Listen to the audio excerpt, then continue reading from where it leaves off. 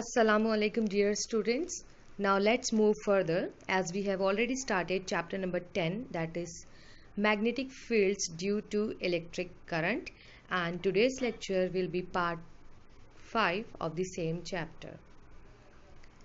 So inshallah in this video lecture we will study magnetic force on a wire carrying a current. So here two methods to find magnetic force. There is number 1 magnetic force on a straight wire, and number 2 magnetic force on arbitrarily shaped wire. So inshallah in this video lecture we will discuss only the number 1, that is magnetic force on a straight wire. We have seen earlier the Lorentz force law, and from that equation we can obtain the force on a current carrying straight wire. So here is a diagram which shows electrons in the wire having drift velocity vector of Vd experience a magnetic force vector of Fm upwards as the applied magnetic field lines come out of the plane of the paper. So this is what this diagram shows here. So here we have to consider a straight wire of length capital L. As you can see in this diagram, an external magnetic field, that is vector of capital B, is applied perpendicular to the wire coming out of the plane of the paper. Let a current capital I flow through the wire under an applied potential difference. If vector of Vd is the drift velocity of the conduction electrons in the part of the length capital L of the wire, the charge small q flowing across the plane paper in the time small t will be, as you can see here, we know that what is the definition of the charge. Yes, electric charge is nothing but current into time, and we also know that what is the definition of the current. Yes, current is nothing but flow of charge per unit time. So from that formula we can have this charge is nothing but current into time. Now finally small q is equal to it. So as we know that time, the basic formula of the velocity is nothing but distance upon time. So from this formula we can have time is nothing but distance upon velocity. As we know that the distance or the length of the wire is nothing but capital L, and the velocity of the conduction electrons is nothing but Vd. So instead of that time t we can write L upon Vd. So from that formula we can write the equation q is equal to it. It must be q is equal to I capital L upon Vd. Now the magnetic force, that is Fm on the charge, according to the equation of magnetic force due to applied magnetic field B, is given by vector of Fm is equal to q cross product of vector of V and vector of B. Fine, this was we have already derived in our previous lecture. So according to that equation, instead of that velocity V, we can here write drift velocity. That is, now this equation will become vector of Fm is equal to q in the bracket cross product of vector of Vd into vector of B, capital B.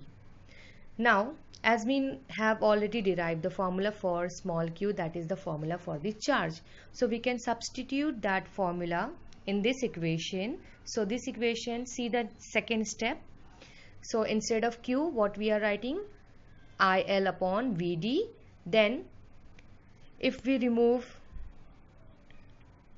the cross product, the cross sign, so after removing the vector sign, that is the cross product, so instead of that what we can write, sine theta. So B dot Vd sine theta n time, that is the n cap, That is the position vector, we know that. So finally what we can have, VD can be cancelled. So finally the magnetic force will be IL into B into sine 90 position vector. Why sine 90?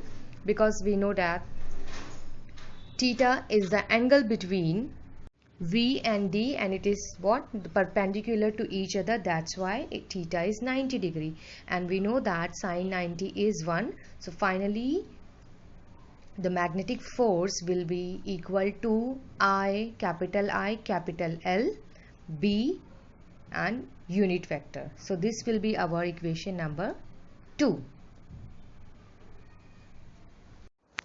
Then if capital B is not perpendicular to the wire, then the above equation takes the form, that is vector of magnetic force is equal to capital I vector cross product of vector of L into B, where L is the length vector directed along the portion of the wire of length capital L. So this is the magnetic force on a straight wire carrying a current. This is given in your textbook. Now let's see the explanation through a video. So let's explore the replication of this equation. So it was that the force of a magnetic field on a moving charged particle is equal to charge of particle, and that just a scalar quantity times of the velocity and the cross product of the velocity of the particle with the magnetic field. Now, isn't the velocity vector just the same thing as the distance vector divided by time? So the velocity vector is equal to, let's call it distance that the electron travel, small l, distance divided by time. So we could rewrite that the force vector is equal to the charge times, and I'm doing this on purpose, time, right? Times the distance vector taken you to take the cross product with the magnetic field. All I did is I rewrote the velocity as per time times distance or distance per time. And this is the scalar quantity, at least for a take the scalar quantity our out. It doesn't purposes. affect this vector cross product. Time so what only we get has left a with is magnitude, and force maybe we could is equal call to it change in time, charge per but it doesn't time have any angle. We are not times, going this at is an just angle regular in time. times because this is just a So number, we could it's not a take the vector. scalar quantity Times the out. cross It product does not of affect the this vector distance cross vector product. So what we get left with and is the force is magnetic equal to field. charge And per what is charge per time? The time coulombs per times, second. and this Well, that's is just just current. a regular times, we because get this is force just a number. It's not a vector times the cross product of the distance vector equal and the to magnetic current field. Times the distance that the current is flowing along. The distance And what that is the charge current is per flowing time? along, and you take the cross product of that with the magnetic Coulombs field. per second. And sometimes this Well, is written that's as a just a capital L current, because so it's a we vector and all get that But, force is we started equal with the to lowercase L, current so we'll times stay the with the distance. lowercase L. So let's see if we can apply this formula, which is really the same thing as this. We just took the division by time That and the took it current out of is flowing velocity, so along we get taken, distance. and you we took take it and we divided the cross product of that with the magnetic field, and sometimes this is written as a capital L also. So this is another really way just of writing another this. way It's of not even a writing new this. formula. You could almost prove it to yourself if you ever forget it. So this is really just another way of writing this. It's not even a new formula. You could almost prove it to yourself. You ever forget it. But let's see if we can use this to figure out the effect. So now our new derivation is that the force of magnetic field on a current carrying wire is equal to the current in the wire, and that's just a scalar quantity, although It could be positive or negative dependent on the direction. Well, current is always a positive number, but if this current is going in the opposite direction as our distance vector, then it might be negative, but I would not worry about that. Vector, let's just L, assume that this is a current in the direction of and you the take the distance cross vector. Product of L with So it's the scalar magnetic quantity current field times vector. our distance So let's see if we can apply that. Let's say vector that we small have l, a or wire. maybe the length of the conductor. Actually, that maybe let's do the if we magnetic consider field it capital first. L Let's say the also. magnetic field. So you I've take the been cross doing a lot of product magnetic of fields that small pop out l of the screen. with the magnetic Let's do a magnetic field vector that goes into the B. screen. And So those let's are see easier if to draw. we They're just can apply that. So let's say that we have a right. Actually, let's do the magnetic field first. I have been doing a lot of magnetic field that pop out of the screen. So let's do the magnetic field that goes into the screen, and those are even easier. They are just X. Now why it is X? Because you are looking at the rear end of an arrow. That's why it's an X, and that's why circle with a dot means a field or a vector coming out of the window. Because of an arrow was shot at you, all you would see is the tip of the arrow with maybe a little circle around it. But anyway, this shows us a vector going. So this is our magnetic field, that is capital B. I don't know, let's assign some. So let's say that the magnitude of B is equal to 1 Tesla. And let's say I have a wire going through that magnetic field. Let's say the wire is going along, or it's in the plane of let's say this wire is carrying current I, is going in that direction, and it is carrying a current of 5 ampere or 5 coulomb per second. My question to you is, what is the net force of this magnetic field on a screen of this wire? And let's make this a section of the wire. Say it's a 2 meter section of wire. So obviously the more wire you have, the more charged moving particles you will have. So the larger a section, or more of a force you will have on that longer piece of the wire. So we have to pick our length. So we want to, what is the force of magnetic field on this section of the wire? So from here to here is the direction that notional formula. positive charges would travel, and that suits us fine, because when we did the first equation, remember, we cared about the direction of positive charge would go in, and if it was an electron or a negative charge, we would in the put a negative sign. So that works fine. But if you ever have to visualize things as they maybe are in reality, but when its magnitude is 2 meters, right, because that's the length of wire in question, and its direction is the direction of the current. And if it was an electron or a negative charge, L.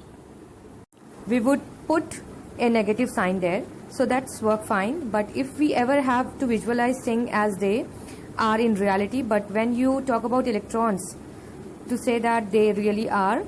So let's consider this small L is the length of the wire. So finally, force, magnetic force must be equal to, that is the 5 ampere is the current, dot, in the bracket instead of that L, that is the length of the wire, is 2 meter long, so it will be 2 meter. Then C, the magnetic field is 1 Tesla, so 1 Tesla. And as this is the cross product, vector of cross product, so if we take the magnitude of both cross products, so it will be sine theta, we know that, and with some position vector also. So as we know that the theta, that is the angle theta, sine theta, it is angle according to right hand rule. So the direction of the force, it will be perpendicular to the direction of the current. So the angle between them will be 90 degree, and we know that sine 90 is 1. So finally the magnitude of length and magnitude of magnetic field, it will be magnitude of force also, it will be 5.2 meter and 1 Tesla. So finally it will be equal to 10 newtons. So this is the final force that will be act on the wire, that is of 10 Newton. Now just use the right hand rule. So let me draw a hand. So this is an hand, this is the thumb sticking out like that. So the eye is going to be the index finger. The first thing is that, and middle finger will be the downward direction, and it will show the direction of the magnetic field. So thumb will have the direction of the force, index finger will have the direction of the length, that is small l, vector of a small l. So finally you can see here, force is perpendicular to the length of the wire, that is what the theta between them is 90 degree, that's why sine 90 is 1. So as you can see here, this is the force that is perpendicular to the length of the wire.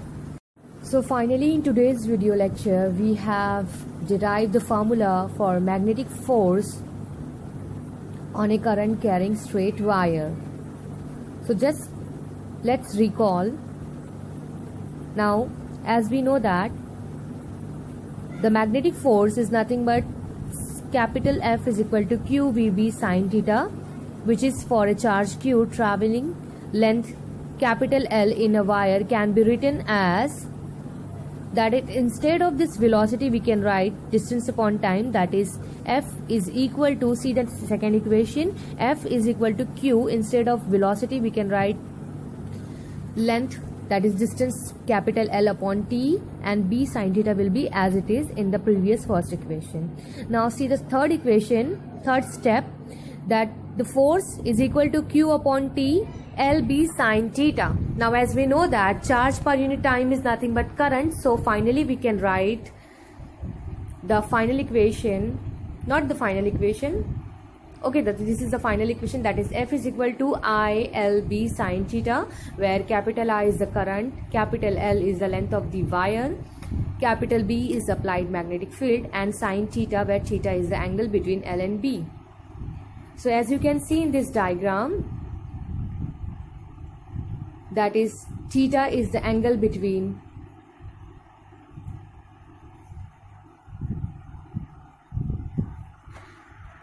B and I. So finally we can write, as we know that theta is perpendicular, that is the 90 degree. As you can see, the direction of the applied magnetic field by blue arrow, and the applied current and the direction of the current flowing inside the straight wire is I. So both are perpendicular to each other, that means the angle between them is 90 degree. As we know that sine 90 is 1, so finally we can write this equation as vector of F is equal to vector of IL cross product vector of, that is vector of F is equal to I vector of cross product of L B, that is force on a straight wire of length capital L. If the current is perpendicular to the magnetic field, then the force is given by the simple product, that is force is equal to current into length into B, that is the magnetic field. So this is all regarding the magnetic force on current carrying wire.